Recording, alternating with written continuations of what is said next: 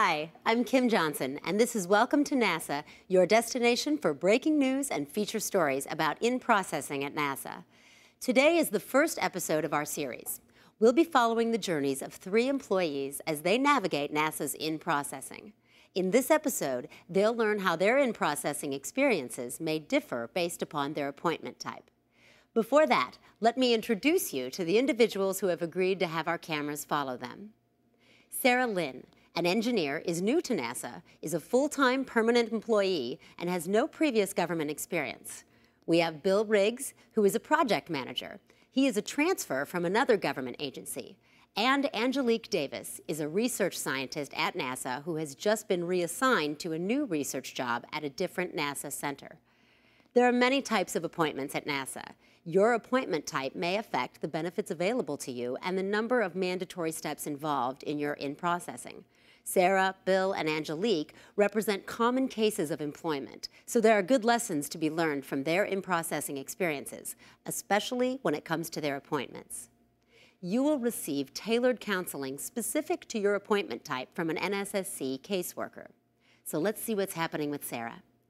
So Sarah, as someone who's new to the federal government, you're considered a new hire. That means you need to know about a range of benefits. I'm talking about benefits like the Federal Employees Health Benefits, FEHB, Federal Employees Group Life Insurance, FEGLI, Thrift Savings Plan, TSP, and several other additional benefits programs. Employees are automatically enrolled in some of these programs. It looks like there are several programs I'll be interested in. It's a little overwhelming, so I'm glad I'll have a lot of support. Definitely. One of our main purposes of this video is to illustrate the many resources employees have to help them navigate the paperwork and make wise decisions regarding their benefits. Are all new hires offered the same benefits? No, actually, there are certain appointment types that wouldn't be eligible for all benefits. Employees in the Student Temporary Experience Program, also called STEP, and temporary appointments are not eligible for all benefits. New hires should contact the NSSC if they are not sure what benefits they will be entitled to receive or elect.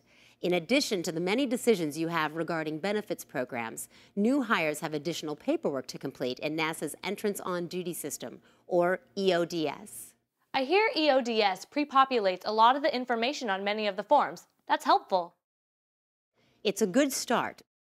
But there's still a lot of information you'll need to supply, and specific steps you'll need to take after you've finished filling out the paperwork in the system. Your NSSC caseworker definitely will be in touch. Hi Kim, I'm Bill Riggs. I understand that my NSSC caseworker will be able to answer the questions I have about transferring to NASA from a different federal agency. You bet. What's the first thing on your mind?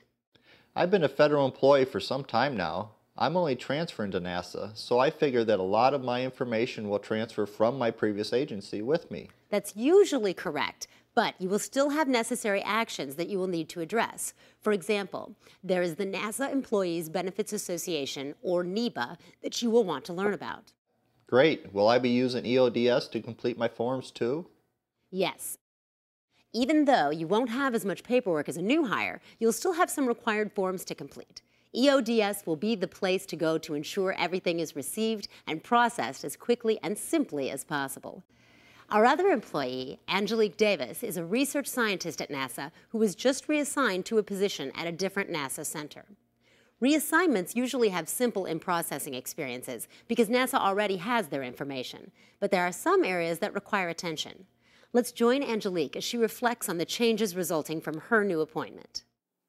I've worked at NASA for some time now, so I knew it was a good idea to check the details about my benefits to see if anything needed updating. In other words, I want to do my homework. Since I was enrolled in several benefits while employed at my previous NASA center, I'm still covered by those programs in my new location. But my health benefits were geographically based, so I have some work to do. Another thing is that I'm moving across state lines. So I'll need to complete and submit a different state tax form, change my address, and update my direct deposit information. So I'll talk with my NSSC caseworker to make sure I'm properly informed. They're really up to date on all the insurance plans and details related to different appointment types. Great thoughts. It's nice to see that all 3 employees are starting off down the right path. Sarah, Bill, and Angelique will log into EODS to complete and submit all required and optional forms. They'll be receiving emails from EODS on how to access the system. We'll get into more details about this in an upcoming episode. We need to point out that there are some special circumstances that require unique counseling attention. For example, if you're converting from one appointment type to another within NASA, or if you are returning to federal employment from a break in service, your counseling will be specific to your situation. Another reminder, make sure you refer to your offer letter to find out if your position requires you to complete a drug test and is a testing designated position. Also, check to see if you need to file a financial disclosure report. There are special sections in this video that address those tasks.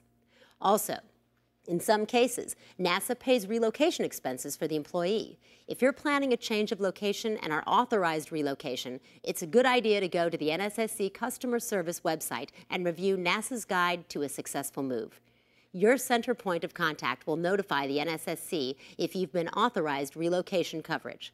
You may begin your relocation tasks when you receive a travel authorization number from the NSSC. We recommend that you take a proactive role by planning ahead, reading the information provided to you, and asking questions. Once you receive an authorization number from the NSSC, a relocation counselor will contact you within several days and provide you with the information you'll need to complete a successful move. If you haven't been notified or don't know if you were approved for a relocation, please contact your center point of contact to ensure that your information was approved and submitted. In the next episode, one of our employees will show you what it's like to use EODS. Thanks for joining us. That's it from Welcome to NASA.